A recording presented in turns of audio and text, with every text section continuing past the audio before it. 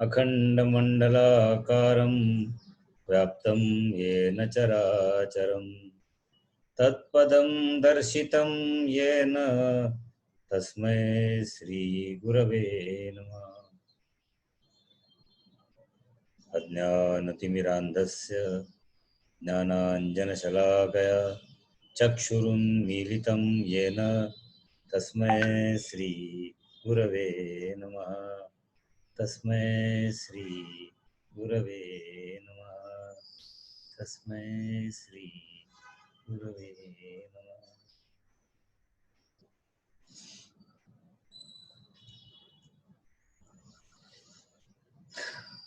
मन को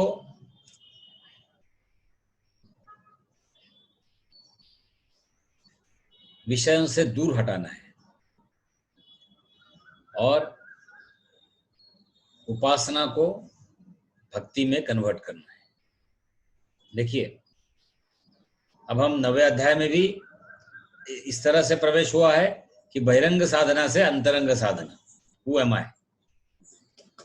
और नारद भक्ति सूत्र में भी धीरे धीरे हम विषय में प्रवेश करते हुए हमने ये देखा है कि जीवन की सारी समस्याओं को हटाने के लिए हम उपासना में जाते हैं, गुह्यतर, और उसके बाद गुह्यतम, यानी उपासना और भक्ति, इसकी भी काफी विशेषताएं बताई जाएगी।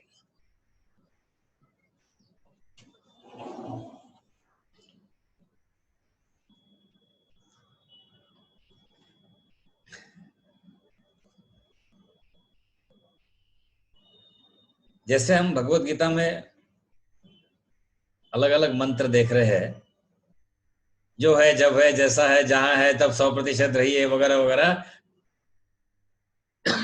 नारद भक्ति सूत्र में भी हमें ख्याल करना है कि देखो किस तरह से एक विशेष रूप में ये सारी बातें हो सकती हैं। उपासना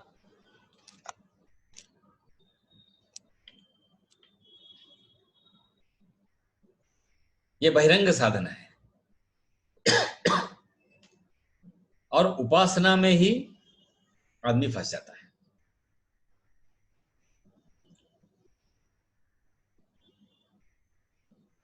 उसको समझता है कि मैं फंसा जा रहा हूं, उसके बावजूद वो उसमें फंसते रहता है। ये उसी कीटक जैसे, कीटक को तो पता भी नहीं चलता है कि वो फंसा हुआ है।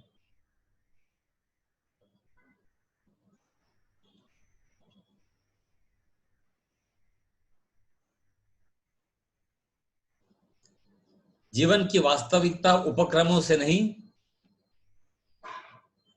तथ्यों से आती है।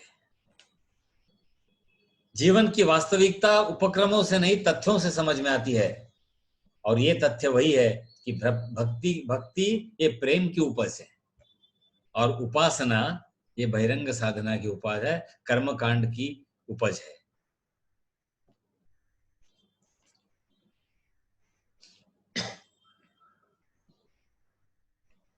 परसों कोई फोन आया था, बोले मन शांत नहीं होता,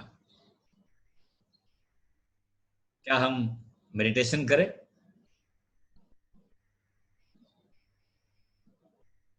हमको नहीं पता कोई क्या करे, कैसे कोई बता सकता है? नहीं, बोले ध्यान भी करके देखा, मन शांत नहीं होता है।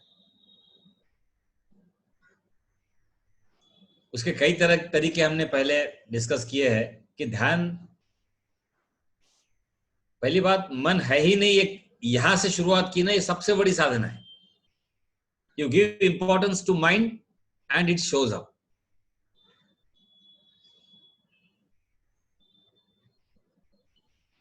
और जिस प्रकार का नाम और रूप मन को देते हैं, उसी असे मनाचे एक असे की लागेल जिथे गोडी,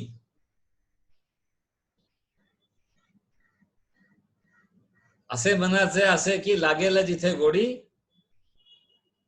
आणि मग ते स्थळ मुळीच न सोडी। हा, तो इतना चॉइस है,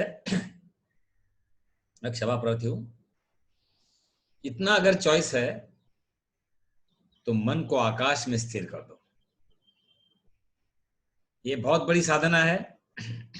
कई लोगों को, जैसे क्रिकेटर थे, जब मन भटकता था, मैं नाम नहीं लूंगा उनका, तो उनको सागर किनारे ध्यान करने की प्रक्रिया बताई गई, उन्होंने की और वो फिर से उसी फॉर्म में लौट गए। तो पंचमहाभूतों पे ध्यान करना, उनका ध्यान करना एक साधना है। मन को शांत करना है तो मन को आकाश में स्थिर कर दो। आप देखिए, कभी देखे, चलो कल करें या सुबह, बाहर निकल के आकाश की तरफ देखते रहो, सिर्फ देखते रहो। आपको कुछ नहीं करना पड़ेगा, आंख खुली रहे, आंख बंद हो जाए, कुछ भी नहीं। मन को आकाश में स्थिर कर दिया तो मन शांत हो जाता है, क्योंकि आकाश में मन है और मन में आकाश है। ये कल भी हमने बात की थी, परसों भगवत गीता। तो जीवन में इन वास्तविकताओं से अगर हमारा मिलन होना है, if you want to embrace our own essential self, the reality, तो वो तथ्यों से आती है और किसी से नहीं आ सकती। और तथ्य ये है कि भक्ति होनी चाहिए, और भक्ति वो है वो जिसकी उपज प्रेम से होती है, और कुछ नहीं। और अहेतुकी प्रेम, विषयों वाला प्रेम नहीं, अहेतुकी, कोई हेतु नहीं। सर ऐसे कैसे, हेतु के बगैर तो प्रेम में मजा ही नहीं है। तो फिर वो प्रेम है ही नहीं ना। ठीक है, प्रेम में मजा नहीं, वासना है वो। प्रेम में मजा नहीं है क्योंकि वो प्रेम है ही नहीं। प्रेम में तो सिर्फ मजा ही मजा है। मन को आकाश में स्थिर कर दो, प्रेम की उपज होने दो, और प्रेम की उपज से भक्ति की उपज होने दो। खत्म हो गई बात, सारा ज्ञान परिपक्व हो जाता है।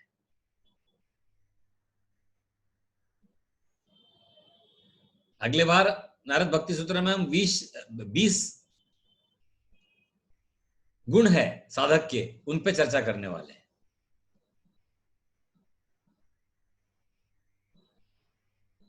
तो ये मन जो है, इसको आकाश में स्थिर करना। चलो 1 मिनट सब लोग आग बंद करें और समझे अब आकाश कुछ नहीं है, और आप अपने छत पे गए हैं या जहां भी आंगन में आए हैं, जहां भी आए, और सिर्फ आकाश, पंछी मत देखो, झाड़ मत देखो, कुछ दिखना ही नहीं चाहिए। अर्जुन जैसा एक बस, और आकाश में स्थिर करो। देखो क्या होता है, आपको कोई स्ट्रगल करना नहीं पड़ेगा विचारों का, सिर्फ आकाश पे मन को, जितना मन है बाहर निकालो, उसको पूरा बाहर निकालो और आकाश में स्थिर कर दो। अनंत आकाश। आइए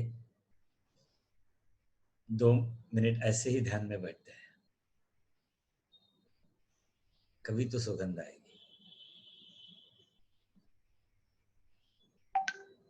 सर भक्ति में ज्ञान की बातें होती है जी, ज्ञान में भक्ति की बातें होती है, भक्ति में ज्ञान की बातें होती है। परिपक्व ज्ञान भक्ति है, और भक्ति जब अपनी चरम सीमा पर जाती है तो वही ज्ञान है। शांत मन आकाश में स्थिर कर दीजिए। अनंत आकाश, विस्तार ही विस्तार, ना आदि है ना अंत है, बस तो ही तो है।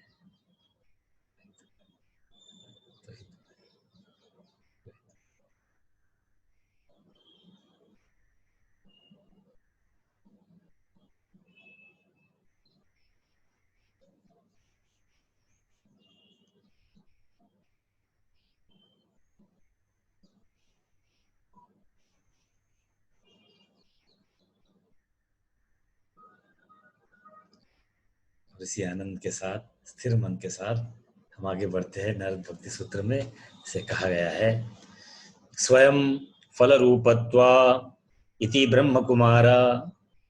देखो, स्वयं फल रूपत्व, कई बार ऐसे लगता है कि ज्ञान ही भक्ति का साधन है।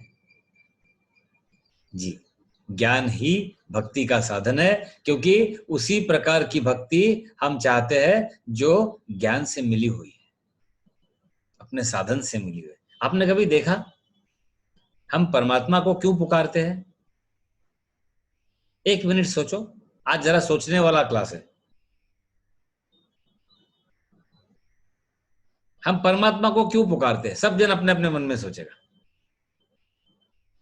जिसका उत्तर आएगा हम परमात्मा को सिर्फ परमात्मा के लिए पुकारते हैं, वो भक्ति है। खत्म हो गई बात। नमस्कार। परमात्मा को परमात्मा के लिए पुकारते हैं, यही भक्ति है। अन्यथा कहीं भी इधर उधर कुछ है तो उपासना है, भक्ति नहीं है। अब फिर से भक्ति और उपासना की बात नहीं होनी है।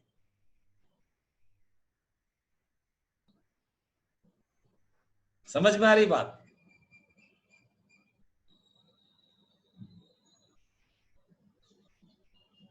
यह अपने आप में परिपूर्ण सिद्धांत है और यही वेदांत है। भगवान को पुकारा सिर्फ भगवान के लिए, और यही भक्ति है। यही ये तू ही तो है ना, जिसका हम कई बार जिक्र कर चुके। तू ही तू वाली तो बात हो गई है। तू ही तू वाली बात ज्ञान के मार्ग से गई। वहां समझना है कि बस और कुछ नहीं है, तू ही है। और यहाँ इस प्रकार की भक्ति हो कि सिर्फ परमात्मा परमात्मा के लिए, और फिर परमात्मा के गुण आएंगे नहीं। जिस चीज का चिंतन होता है उस चीज के गुण और अवगुण हमारे अंदर आ जाते हैं।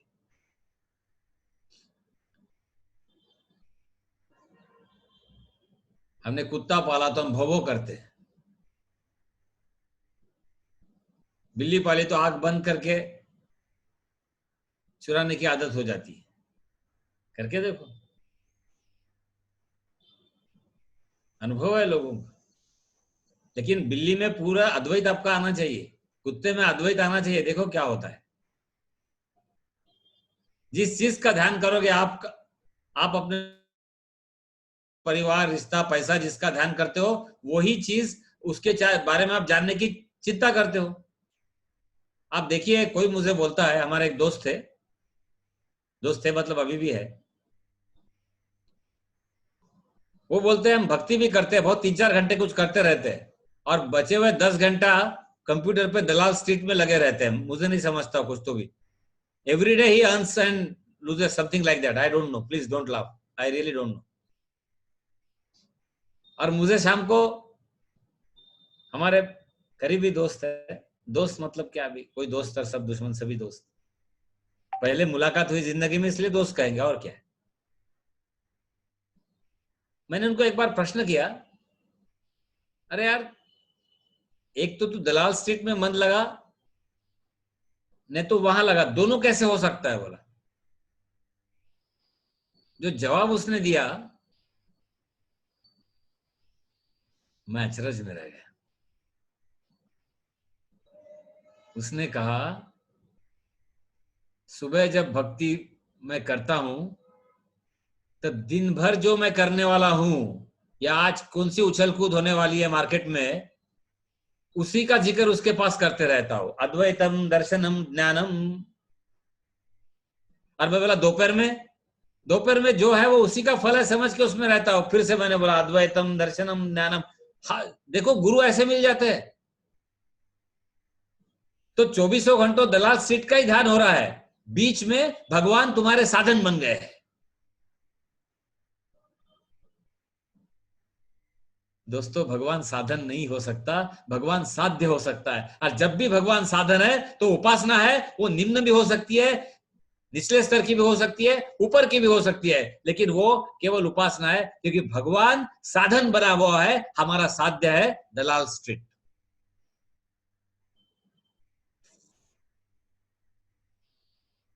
बट सर, हमारे उपजीविका का साधन है वो। कुछ कहा हमने? हमने कहा अद्वैतम दर्शनम ज्ञानम। अच्छा बुरा किसी को मत कहो, सही में अच्छा है वो। At least he was honest. सुबह के 3 घंटे की बहुत भक्ति पूजा, क्या क्या बाप रे, ये कमंडलू, वो ये, हर रोज पीताम्बरी से उसको घिसना, उसमें सब ये सब इतना सारी उपासना। लेकिन उसने ईमानदारी से कहा, वो सब करते वक्त दोपहर में कौन सा भाव कब उछलने वाला है, इसी का चिंतन रहता है। और जब वो दोपहर में उस काम को लगते हैं, उनका ख्याल रहता है कि भगवान ने ये सब किया। Good, first class. मैंने कहां से लाया पॉइंट? जिस चीज का हम ध्यान करते हैं उसी चीज, वही चीज हमारे अंदर अवतरित होती है, प्रकट होती है, और कुछ हो ही नहीं सकता।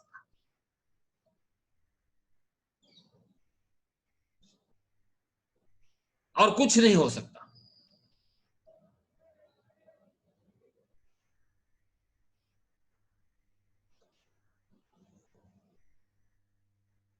और इसलिए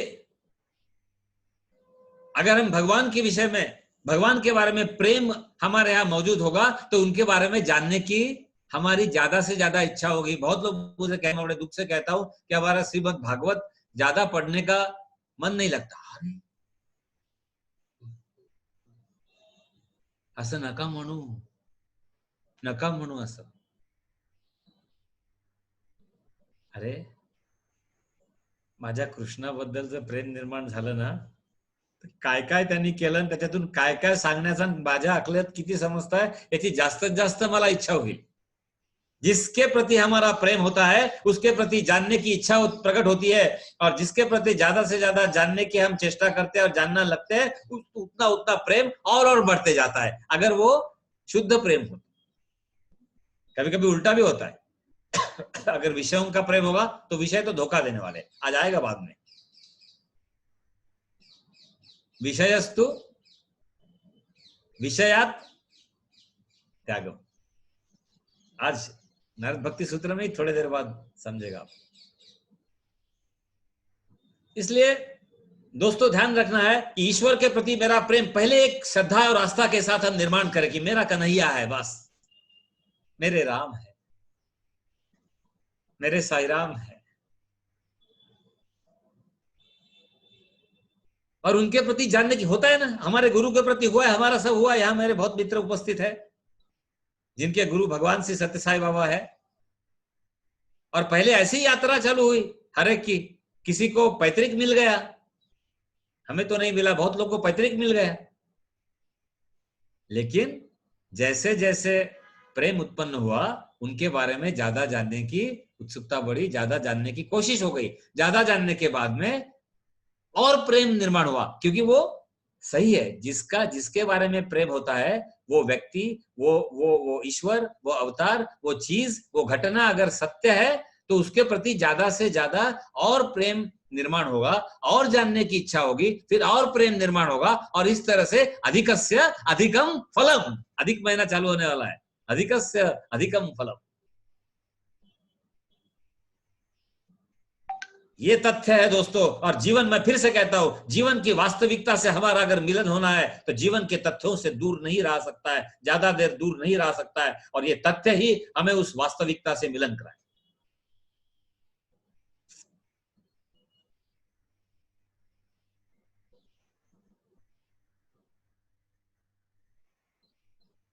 तो जिस चीज के बारे में हम जानना चाहते हैं उस चीज के बारे में प्रेम हो, प्रेम के बारे में बाद में जानकारी होगी, जानकारी के बाद में अधिक प्रेम होगा, अधिक प्रेम के बाद अधिक जानकारी होगी, और ये चलता रहेगा जब तक परिसीमा।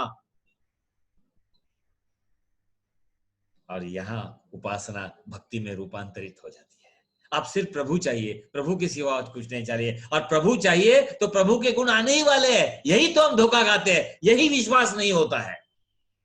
भगवान कृष्ण 16 कला है, भगवान राम जी 12 कला है, अरे हमारे में 5 कला आ गए तो आपको पता नहीं आप कैसे थिरकते रहोगे पाव आपके, और कहां से कहां हमारी आभा प्रतिभा गरिमा होगी। 5 गुण आए तो आदमी के पास ज्यादा से ज्यादा 6 या 7 गुण आ सकते हैं, ऐसा वर्णन है। और वो भी एक्स्ट्रॉर्डिनरी लोग होते हैं, ऐसे बहुत एक्स्ट्रॉर्डिनरी।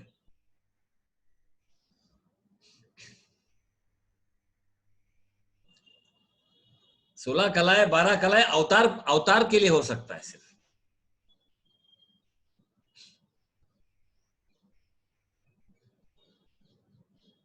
तो ये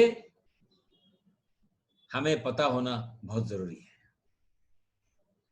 तो क्या कहा गया देखो, स्वयं फल रूपत्वा इति ब्रह्म कुमारा। स्वयं फल रूपत्वा, गुण आते जाते हैं दोस्तों, लेकिन महात्म्य बना रहता है। हमारी मां थी, सबकी मां है, सबकी माएं थी,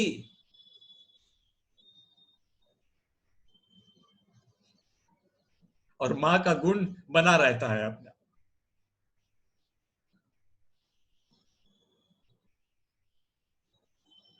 चाहे कैसी भी हो, हमारी मां है वो। दुनिया की दृष्टि ओझल हो जाती है, दुनिया की दृष्टि से कोई लेना नहीं होता है। मेरी माँ है, हमारी माँ हमारी माँ।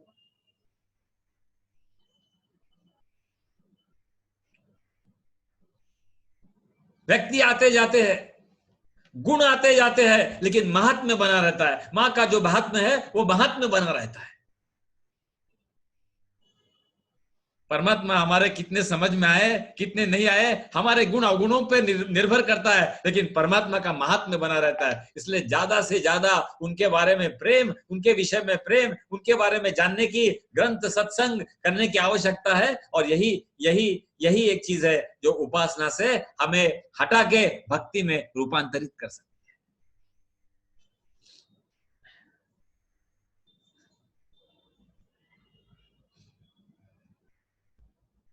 यही वो विषय है और यही वो जानकारी है जो कि परिपक्व ज्ञान है। स्वयं फल रूपत्वा इति ब्रह्म कुमारा। ज्ञान अपने आप में परिपक्व हो जाता है। कब परिपक्व हो जाता है? अगर वो प्रेम अहेतु की हो, किसी हेतु के बिना। याद रखना, किसी हेतु के बिना। सर लेकिन अच्छा लगता है, बरोबर है, मांगना है तो ईश्वर को ही मांगना है। ये भी एक बार कहा था हमने फकीर की कहानी बताते हुए, मांगो, लेकिन वो उपासना में कहलाई जाएगी, वो भक्ति में नहीं। अपने आप जब स्थिति प्राप्त होगी कि आप प्रभु सिर्फ आपकी उपासना आपके लिए ही और कुछ नहीं, वही भक्ति है। बहुत सुंदर। स्वयं फल रूपत्व इति ब्रह्म कुमार। लेकिन ख्याल किस चीज का रखना है कि भगवान साधन नहीं बन सकता, भगवान साध्य है। और हमारा पूरा जीवन साधन बन जाए। हमारा पूरा जीवन एक तपस्या है। गम की आगोश में जो पलते हैं वही दुनिया का रुख बदलते हैं। हजार कांटे बिछे हो राहों में, चलने वाले मगर जरूर चलते हैं। गम की आगोश में जो पलते हैं। अरे गम जरूरी नहीं है गम उठाने, नहीं नहीं नहीं नहीं नहीं, नहीं। ये गम वो है, गम नहीं है, ये मेरी व्याकुलता है। ईश्वर प्राप्ति के प्रति मेरी व्याकुलता है। ईश्वर प्राप्ति के प्रति मेरा आक्रोश है, मेरा आंदोलन है, मेरी क्रांति है, मेरे पुरुषार्थ की परिसीमा है।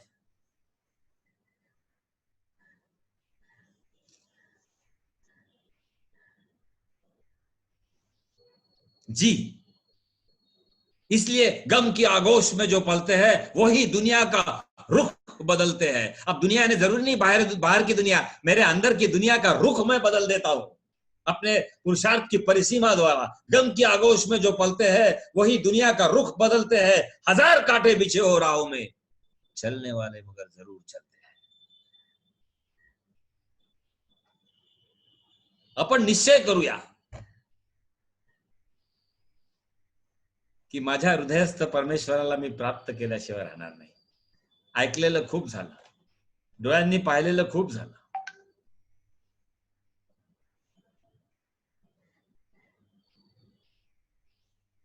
दोस्तों, जब हमें अच्छा नहीं लगता है, बुरा मतलब शरीर के स्तर पर अच्छा नहीं होती स्थिति, तब आपके सामने कुछ भी लाए, आप कैसा बोलते हैं? नको आता, राहू दे। वही खाने के अच्छे अच्छे व्यंजन हमें अच्छे लगते थे, लेकिन जब तबीयत ठीक नहीं रहती है शरीर के स्तर पर, बिल्कुल अच्छा नहीं लगता। थोड़ा सा मऊ भात और थोड़ा सा तूप मीठ भात, थोड़ा सा मऊ भात, कभी कभी वो भी इच्छा नहीं होती। जिस दिन जीवन की इस पाठशाला में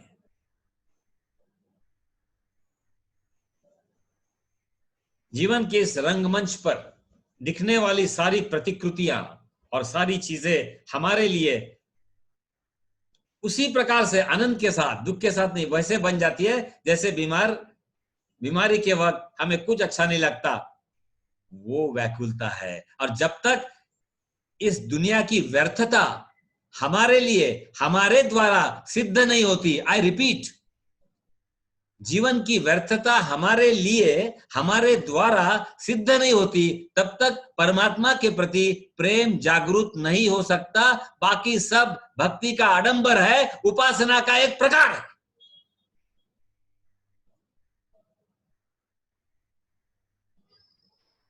नारद भक्ति शास्त्र में धीरे धीरे धीरे धीरे उठाते हुए हम अब इस मुकाम पे आ रहे हैं कि आप तू ही तू है।